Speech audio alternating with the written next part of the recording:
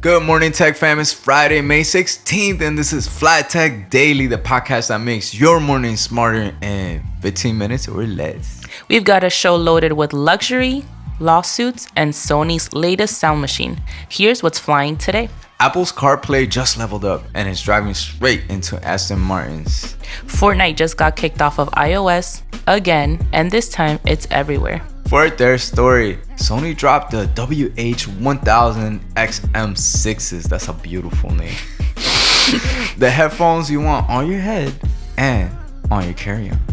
And Motorola's new Razr Ultra 2025 is all about flex until you see the software support. All right, Michelle, let's fly. For our first topic, Apple's new CarPlay Ultra has officially arrived, and it's making its grand debut in none other than Aston Martin's 2025 lineup. This isn't your usual CarPlay, because CarPlay Ultra takes over all the digital displays, not just your infotainment screen. Think climate controls, navigation, radio, even the seat heaters, all powered by your iPhone. It's like the iPhone became your chauffeur without the tip. You'll need iOS 18.5 and an iPhone 12 or newer to run it. And while Aston Martin is the first out the gate, Hyundai, Genesis, and even Polestar are expected to roll it out later this year. Porsche hasn't confirmed anything yet, but maybe they're still salty about Apple Music buffering during a track. Yeah, when you spend that kind of money in a car and your music is buffering, yeah, I'd be upset too. So, hey, at least it was playing. Yeah. Tesla never had Apple Music until like 2 years ago. Come on, Elon. We need CarPlay Ultra. All right, so Nick, what's the takeaway for this story? CarPlay Ultra doesn't just want to play music.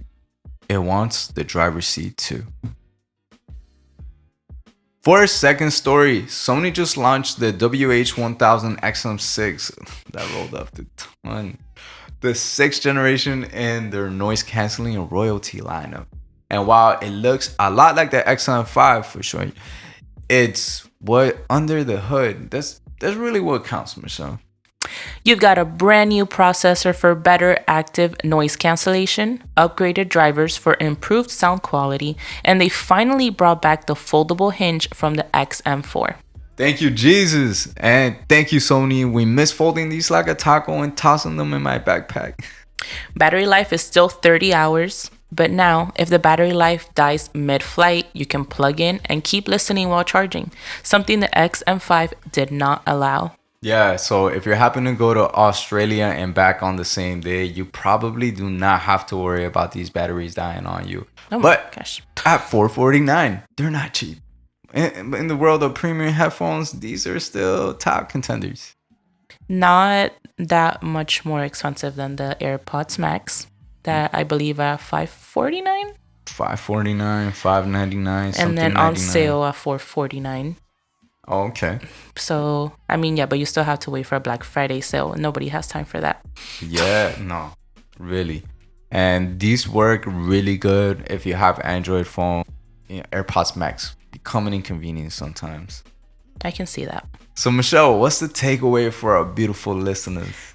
Sony didn't flip the script. They just turned up the volume on everything that matters.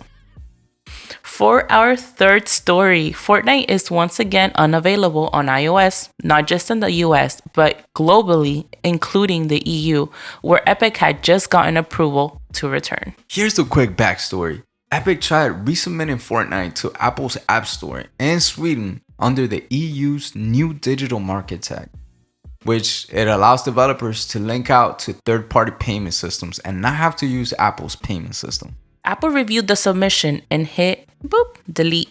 They claimed Epic broke App Store rules in the past and don't trust them to play nice now. The result? Fortnite is once again locked out of every iOS device around the world. At least for now. Sounds like a whole TikTok episode happening all over again. And while this might seem like a small tech turf war, it's really a massive signal about how hard it is to re-enter Apple's walled garden once you're out. I thought you were going to say Apple's Walt Disney. Well, that's what it feels like. So, Nick, what's the takeaway? Well, in the Epic versus Apple saga, Fortnite is the football, and it just got punted out of the App Store again.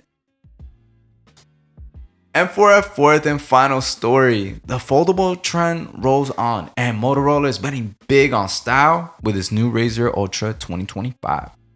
$12.99 gets you a dual screen flip phone And a pre-owned Civic.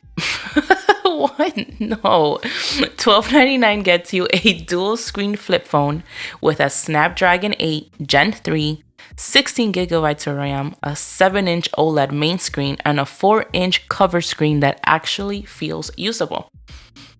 Not to mention a real wood back, gold tone rails, and a hinge so smooth it makes the Galaxy Z flip. But here's the catch. Some of the AI features feel half-baked, like auto-summarize and image suggestions, and Motorola is only promising 3 years of OS updates. Yeah, you're paying flagship prices. You should get flagship commitment, period. All I'm saying, all the millennials are not going to be happy about this. Yeah, I mean, 3 years? I wonder why 3 years, but for $12.99, they really should do at least 5 years. I agree, but that's just insane. Well, so Michelle, what's the takeaway? The Razr Ultra folds like a flagship, but supports like a burner.